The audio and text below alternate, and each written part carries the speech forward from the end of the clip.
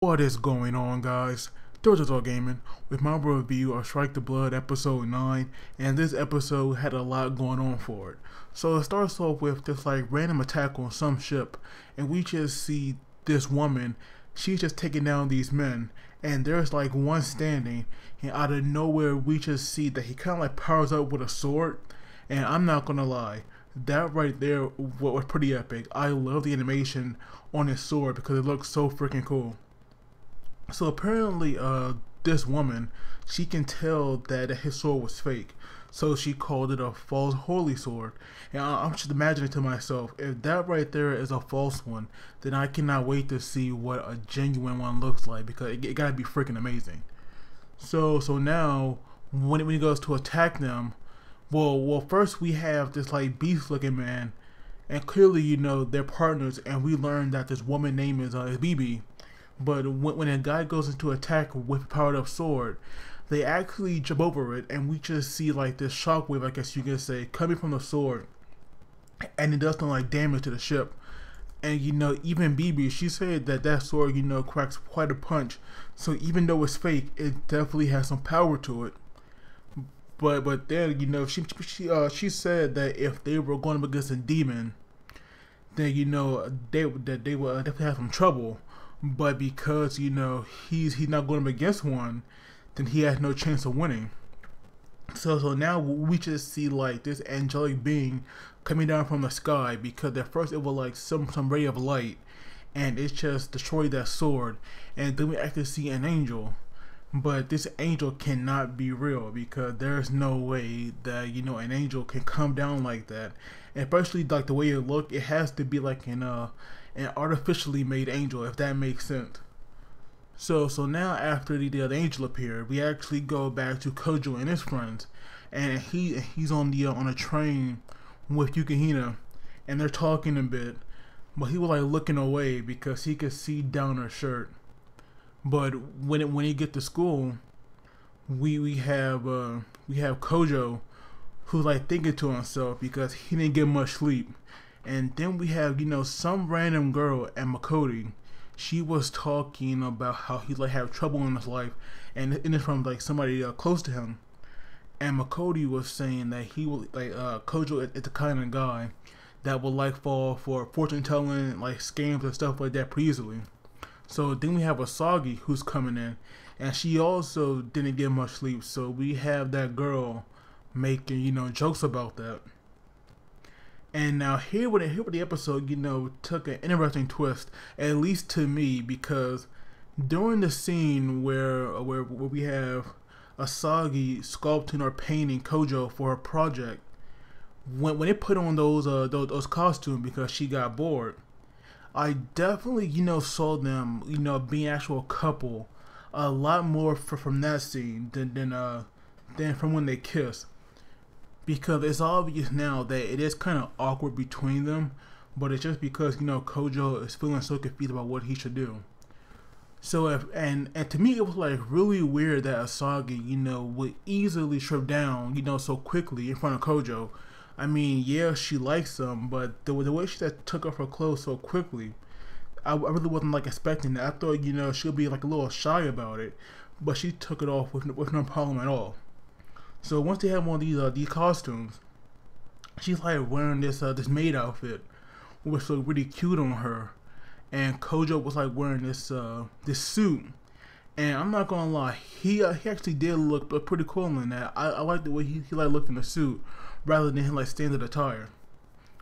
So now Asagi pulled out her phone and started taking pictures of him, but then Kojo did the same and took pictures of her as well. And so now Asagi had noticed that Kojo is definitely hiding something from her, which he obviously is. Even though there have been so many times where she should know about powers already, she hasn't. So now Kojo had to make a choice whether he should actually tell her or not. And I really think that he's gonna tell her, but I'm not sure how she's gonna react. Now that right there, I'm very interested in. But I'm pretty sure she'll be very accepting. And I also want to know, what is she gonna tell him? Maybe it's where they stand right now, because I'm pretty sure she wants to be with him. So after their little session, Kojo is like walking down the school hall, and then we have Yukihina like appearing out of nowhere, and she actually saw what happened. And I'm pretty sure, like, even though we didn't see it, she had to be jealous. Like, we have seen her get jealous so many times that I'm pretty sure right there, you know, when they take pictures of one another, that right there wouldn't be any exception. So now Kojo actually talking to her about explaining, or like explaining the situation, and if he should tell her or not. But not only that, he has to consider his sister as well. And I don't know if it's just me, but it's like every so often his sister eye change. Like at one point it looks red, and then we see like in this golden color. I'm not sure if that is that only an animation or like the scenery, I guess. But I'm like always seeing her eye changing. And then we had like a bit of a flashback where we saw what's her name, Nagisa, looking at a laptop at these pictures, who I'm guessing is their mother because she was crying, and it definitely looked like that little girl in the picture was Nagisa. And Kojo had no idea that his sister was so popular, because you know she's really kind and she's like cheerful, so it does make sense for a lot of boys to be after her, because we actually see one boy hand her a letter. And just like Kojo, I also thought that it could be a love letter as well.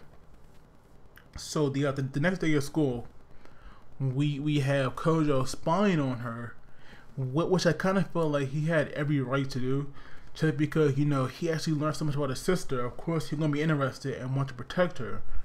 So he followed her to the rooftop, where she was meeting some boy, and clearly, you know, the way they were talking, it sounded like very perverted, because we have Yukihina blushing, and we have Kojo getting angry. But when they kicked the door, it was only a cat that was like licking her.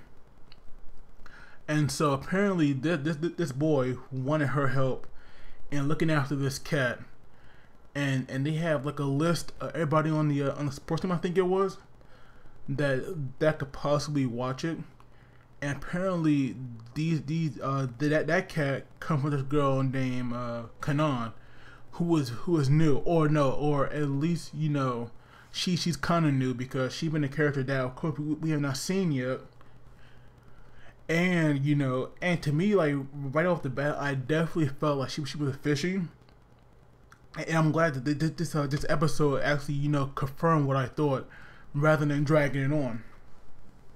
So she's very shy, and people tend to avoid her, and maybe that's why, you know, she not had a big impact like we see now.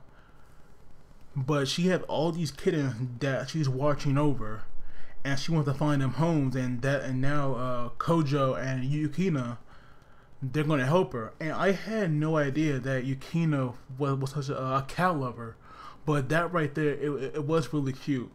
And it does kind of suck, because you could definitely see Yukihina, you know, the kind of person or the kind of girl that would probably adopt all these cats, but they aren't, you know, allowed in their building. So that way it definitely sucks, but I have a feeling that she might sneak one anyway. So we actually learn about this girl who we saw randomly when Sayaka had called Kojo, and she was telling him about how she had this bodyguard job coming up, and how she was gonna, you know, watch over somebody. Now I definitely I forgot the name of the place I think it was that Kojo said.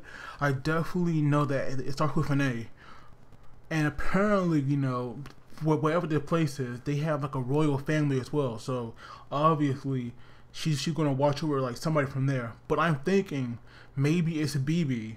Like, even though, you know, BB is clearly evil from beginning of the episode, she could be, you know, royalty as well. So I'm thinking that's her, but, you know, I'm not really sure.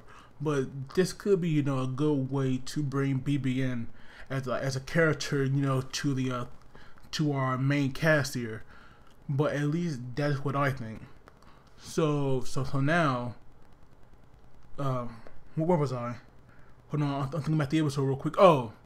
So we have this girl that had been attacked by the so-called angel, and apparently she was like missing some organs, But it's not that they were like really missing. It was that her spirit, it was actually eaten up instead.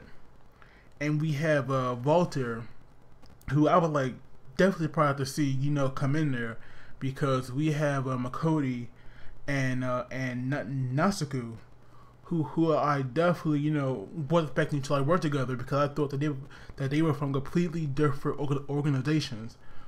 And so Walter will actually, you know, explaining to them what happened, and apparently he thinks that that Kojo, who is not only a progenitor but immortal, cannot beat this angel, which to me shocked me, because, you know, he is the most powerful, you know, vampire, and I understand that the angels are very strong as well.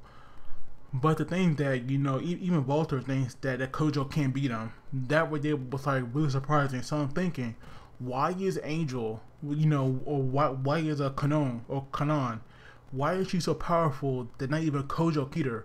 Because that right there, it just, you know, gets to me. And I was really hoping, you know, that we can see what else she can do, because we only saw her when she like used that beam of light. And the damage was already done when she attacked that unknown female. So we like definitely need to see more. But of course, I think Kojo will deal with her when the time is right. You never know; she could become like an ally. But we see that she's definitely not a real angel, because we have these people, or we have the scientists that I'm guessing were like working on her, because we just see like these lines appearing on her body and she's crying. So maybe they're like brainwashing her and using her that way. But I cannot wait to see where this arc goes. Like I said, this episode, it had a lot going for it, but I liked it a lot. I definitely give it a good rating like always, because Strike the Blood is definitely one of my top animes for this season. But as always, guys, don't forget to like the video and subscribe, because that really helps me out. But as always, you guys take it easy, and I'll see you all next time.